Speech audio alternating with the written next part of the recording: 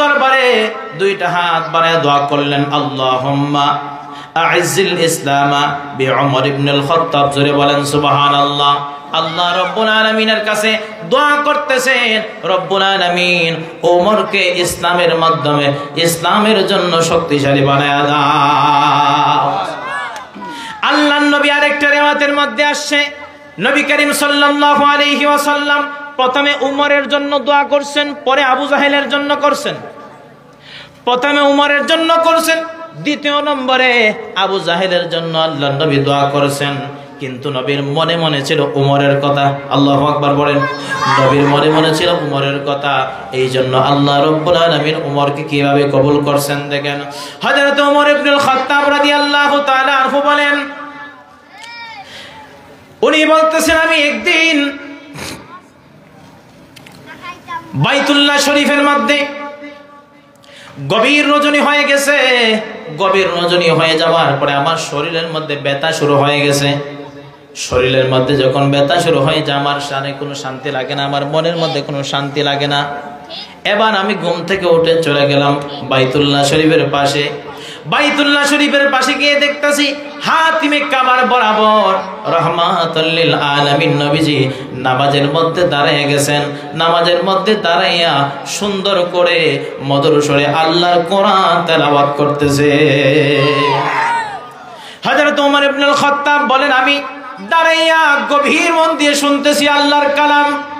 এত সুন্দরভাবে আল্লাহর হাবিব পবিত্র কোরআন তেলাওয়াত করতেছেন, যেন মনে হচ্ছে উনি আল্লাহ পাকের স্বয়ং নবী।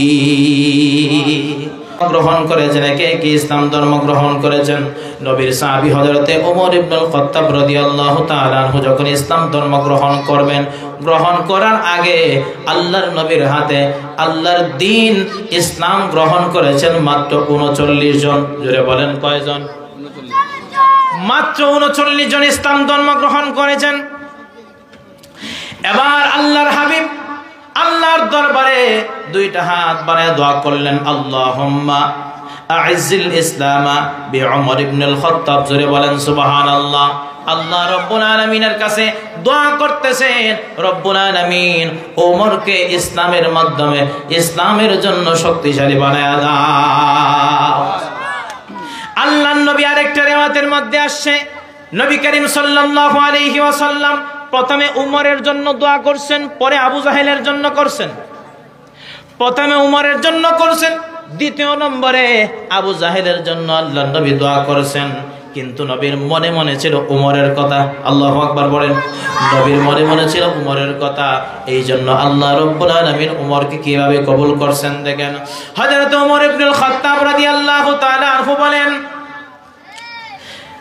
উনি বলতেছেন, আমি একদিন বাইতুল্লাহ শরীফের মধ্যে গভীর রজনী হয়ে গেছে। গভীর রজনী হয়ে যাওয়ার পরে আমার শরীরের মধ্যে ব্যথা শুরু হয়ে গেছে। শরীরের মধ্যে যখন ব্যথা শুরু হয়ে যায়, আমার শানে কোনো শান্তি লাগে না, আমার মনের মধ্যে কোনো শান্তি লাগে না।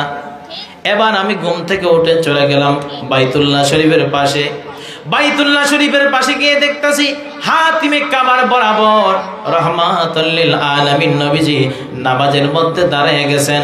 নামাজের মধ্যে দাঁড়াইয়া সুন্দর করে মধুর সুরে আল্লাহর কোরআন তেলাওয়াত করতেছে। হযরত ওমর ইবনুল খাত্তাব বলেন, আমি দাঁড়াইয়া গভীর মন দিয়ে শুনতেছি আল্লাহর কালাম। এত সুন্দরভাবে আল্লাহর হাবিব পবিত্র কোরআন তেলাওয়াত করতেছেন, যেন মনে হচ্ছে উনি আল্লাহ পাকের স্বয়ং নবী। তখন তিনি ইসলাম ধর্ম গ্রহণ করেন নাই। এইরকম ভাবে নবীর তেলাওয়াত শুনতে শুনতে ইসলামের প্রতি একটা আকর্ষণ সৃষ্টি হয়ে গেছে।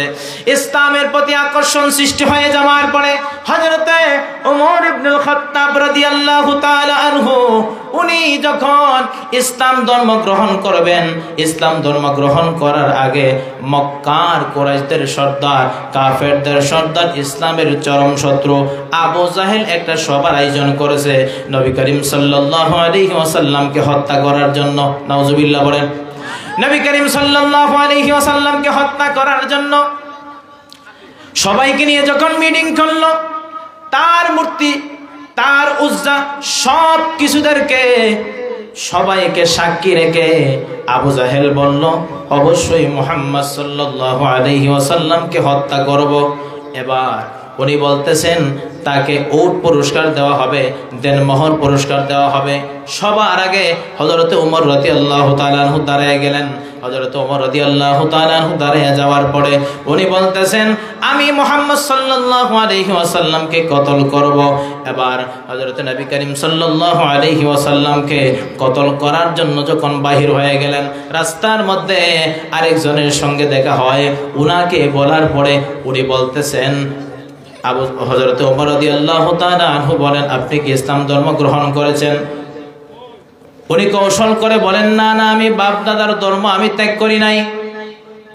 এই কথা বলার পরে উনি বলতেছেন, তুমি যদি ইসলাম ধর্ম গ্রহণ করে থাকো তাহলে তোমাকে আগে কতল করব। তখন তিনি কায়দা করে বললেন, আপনার ভগ্নিপতি এবং আপনার বোন দুইজনে ইসলাম ধর্ম গ্রহণ করেছে। জোরে বলেন সুবহানাল্লাহ।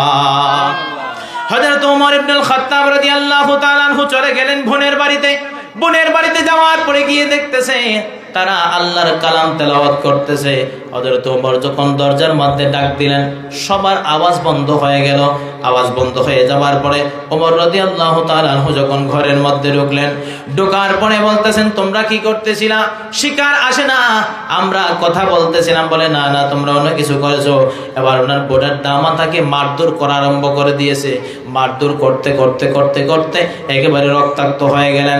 রক্তাক্ত হয়ে যাওয়ার পরে ওনার বোন উনাকে বলতেছে, এ ইসলামের দুশমন, যতক্ষণ পর্যন্ত আমাকে টর্চার করো না কেন, আল্লাহর দ্বীন আমাদের কাছ থেকে ফিরাইতে পারবা না। জোরে বলেন নাউযুবিল্লাহ। হযরত ওমর এইরকম ভাবে যখন ওনার বোনের উপর অত্যাচার করলেন, করার পরে ওনার বোন এমন একটা কথা বলল, এই কথা শোনার পরে হযরতে ওমর শান্ত হয়ে গেলেন। শান্ত হয়ে যাওয়ার পরে দেখতেছেন মারধর করেছেন, রক্তাক্ত হয়ে গেলেন। এবার বলতেছেন, তোমরা কি করতেছিলা, কি পড়তেছিলা, আমাকে শোনায় দাও। কি পড়তেছিলা তোমরা, আমাকে শোনায় দাও। এবার তারা পবিত্র কোরআনুল কারীম থেকে বার করলো সূরাতুত তাহা। জোরে বলেন সুবহানাল্লাহ। সারা সূরাতুত তাহা পাঠ করতে লাগলেন। হযরত ওমর রাদিয়াল্লাহু তাআলা আনহু সূরাতে তাহা পাঠ করতে লাগলেন। পাঠ করতে করতে করতে করতে এক পর্যায়ে বলতেছেন, এমন মধুর বাণী আমার জীবনে কোনোদিন আমি শুনি নাই, এমন মধুর বাণী আমি জীবনে কোনোদিন পড়ি নাই। জোরে বলেন সুবহানাল্লাহ। নবী করিম সাল্লাল্লাহু আলাইহি ওয়াসাল্লাম অন্য জায়গার মধ্যে জেলেন ইসলামের দাওয়াতে। হযরতে জিবরাইল আলাইহিস সালাতু ওয়াস সালাম সঙ্গে সঙ্গে নবীর সামনে হাজির হয়ে গেলেন। আল্লাহু আকবার পড়েন।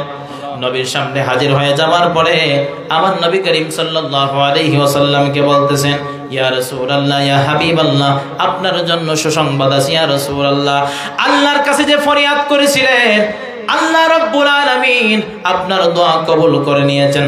হযরতে ওমর ইবনুল খাত্তাব রাদিয়াল্লাহু তাআলা আনহু ইসলামের দিকে ফিরে আসতেছে। জুড়ে বলেন সুবহানাল্লাহ। হযরত ওমর রাদিয়াল্লাহু তাআলা আনহু যখন নবীর দরবারের মধ্যে আসলেন, আসার পরে হযরতে ওমর রাদিয়াল্লাহু তাআলা আনহু আসার সময় হযরতে আমির হামজা রাদিয়াল্লাহু তাআলা আনহু নবীর চাচা যান, যিনি হযরতে ওমরের 3 দিন আগে মুসলমান হয়েছেন। সুবহানাল্লাহ বলেন। কয়দিন আগে? 3 দিন আগে মুসলমান হয়েছেন। হযরত ওমর রাদিয়াল্লাহু তাআলা আনহু উনি হচ্ছেন মুসলমানদের মধ্যে 40তম মুসলমান। জোরে বলেন কয়তম? 40 নম্বরে মুসলমান। আর উনি মুসলমান হওয়ার আগে 39 জন ছিল। উনি যখন ইসলাম ধর্ম গ্রহণ করেন 40 জন হয়ে যায়। হযরত ওমর রাদিয়াল্লাহু তাআলা আনহু নবীর দরবারে আসলেন। আসার পরে হযরতে আমির হামজা বলেন, যদি ইসলামের নিয়তে আসে তাহলে আলহামদুলিল্লাহ, আর যদি খারাপ নিয়তে আসে তাহলে আমার তরবারি তার জন্য যথেষ্ট। জুড়ে বলেন সুবহানাল্লাহ। হযরত ওমর রাদিয়াল্লাহু তাআলা আনহু আসছেন, নবীর সামনে নম্র হয়ে গেলেন। আর নবীর সঙ্গে সামনে দাঁড়াইয়া নবীর হাতে হাত রেখে আল্লাহ রাব্বুল আলামিনের ইসলাম কবুল করে নিলেন। লা ইলাহা ইল্লাল্লাহ মুহাম্মাদুর রাসূলুল্লাহ সাল্লাল্লাহু আলাইহি ওয়াসাল্লাম। জুড়ে বলেন সুবহানাল্লাহ। তাকবীর। আল্লাহু আকবার। নারায়ে ইয়া রাসূলুল্লাহ আহলে সুন্নাত ওয়াল জামাত জিন্দাবাদ জিন্দাবাদ কোরআন সুন্নাহর আলো ঘরে ঘরে যায় নারে তাকবীর আল্লাহু